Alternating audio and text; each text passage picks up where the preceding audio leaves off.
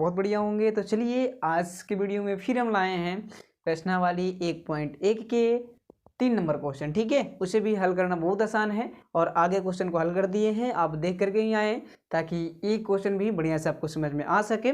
और चलिए, ये क्वेश्चन तो देखने में लंबा है लेकिन सोल्व भी इसका है ना बहुत आसान है। ठीक है, वो कुछ नहीं करना है, बता दे रहे हैं क्या करना है आपको। देखिए, सबसे पहले क्वेश्चन पढ़ लेते हैं। ठीक, चलिए।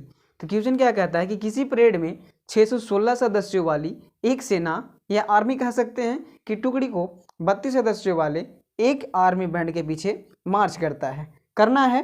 दोनों समूहों को समान संख्या वाले स्तंभों में मार्च करना है।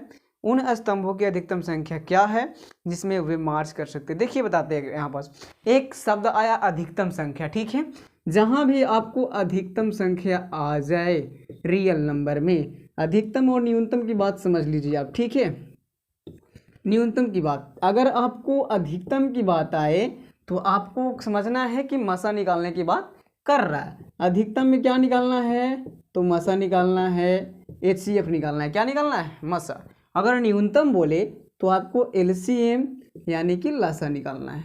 समझ में आ गया? समझ में आ गया ना क्वेश्चन कुछ नहीं, बस आपको एक बार पढ़ लेना है, उसके बाद में देखना है कि अधिकतम बोल रहा है कि न्यूनतम बोल रहा है। अधिकतम बोले तो मसा और न्यूनतम बोले तो लसा। ठीक है ना। चलिए, तो हम इसीलिए मान लिए हैं बड़ा वाला को A और छोटा वाला को B। तो अब यहाँ पास कोई विधि बोला नहीं है, ठीक है, कि यूक्लिड विभाजन प्रमेय से या फिर कुछ से यहाँ पास कोई बोला नहीं है कि भाग विधि से बनाना है। तो हम इसको यूक्लिड विभाजन ही बनाएंगे क्योंकि हम बनाते आ रहे हैं और आगे भी इस प्रकार क्वेश्चन था। तो चलिए, कोई बात नहीं, आप उस तरीके से बना सकते हैं क्योंकि मसा तो समान ही आएगा, बिल्कुल आएगा। चलिए, तो सबसे पहले दिया गया है कि A बराबर 616 और B बराबर 32 दिया गया, किताब में था। चलिए, तो आप देखिए यहाँ पास क्या करना है। आपको पता है कि फॉर्मूला हम लोग चलेंगे यूक्लिड विभाजन प्रमेयिका से,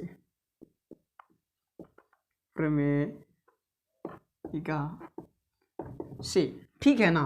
तो क्या होता है यूक्लिड विभाजन प्रमेयिका? A बराबर BQ प्लस R ना। चलिए, तो A का मान क्या दिया गया है? 616 दिया गया है, बराबर B का मान कितना है तो 32 है। चलिए देखिए ध्यान से, अब यहाँ के बाद हम बताए थे मसा निकालना बहुत आसान तरीका से। ठीक है, अगर वो वीडियो आप नहीं देखे हैं तो उसको पहला वीडियो को देख लीजिएगा, और नहीं तो आपको समझ में आएगा लेकिन थोड़ा बहुत डिस्टर्ब होगा। चलिए, तो कोई बात नहीं। अब 32 से इसमें भागा दिया जाता है। क्या दिया जाता है? भागा। तो दे देते हैं 32 से 616 में भागा। देखिए, तो 32 का एक बार लगाएंगे 32, 11 में से 2 गया, 9 बचेगा, 5 में से 3 गया, 2 बचेगा ना। चलिए, ऊपर से उतर जाएगा 6। अब लगाएंगे हम लोग, देखेंगे कि कितना बार में आता है। तो 30 चौके 20 से 30 दहा के 300 नहीं लगेगा। 9 से देखते हैं लगा करके। चलिए देखते हैं 9 से लगा करके। 9 दूना 18, ठीक है, और 9 तिया 27, 27 और 1 28 लग जाएगा। आइए, 16 में से 8 गया तो 8, 8 में से 8 गया, कट गया, मतलब इधर है ना। देखिए, तो अब क्या करना है, इसको कैसे सजाना है। अब देखिए ध्यान से, आप जानते हैं कि Q जो है से क्या है? भागफल है। Q क्या है? भागफल है। और R जो है से शेषफल है। तो आप जान सकते हैं कि यहाँ पास भागफल क्या है तो 19 है, तो Q की जगह पर 19 रख देंगे हम लोग, रखेंगे, कोई दिक्कत नहीं है। ठीक है, आइए, यहाँ R क्या है?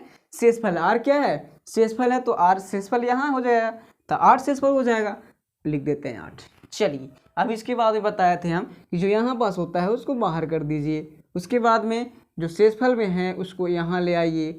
चलिए, अब 8 का से भागा देना है 32 में। 8 से भागा कितना देना है? 32 में। तो 8 चौका कितना होता है? 32। तो यहाँ पास कटकुट आपको नहीं देना है क्योंकि कटकुट नहीं लिखा था यहाँ पास। ठीक है, 0 लिखते हैं। क्या लिखते हैं? 0। देखिए, तो अब की बार यहाँ पास 4 आ गया। क्या आ गया? 4, और शेषफल क्या आ गया? 0, तो 0 लिख देंगे। तो चलिए देखिए, तो यहाँ पास जो मसा बराबर आ गया, क्या आ गया? देखिए, तो 8 आया ना। जो पूरा काट देगा ये संख्या को वही तो मसा होता है। जो शेषफल अगर 0 आ जाएगा वहीं पास मसा हो जाता है। चलिए ध्यान से देखिए, तो मसा बराबर कितना आ गया? 8। तो यही आपको आंसर लाना था और आंसर आ गया। तो चलिए, आशा करते हैं ये वीडियो आपको समझ में आ गया। तो मेरे चैनल को सब्सक्राइब करें, लाइक करें, शेयर करें।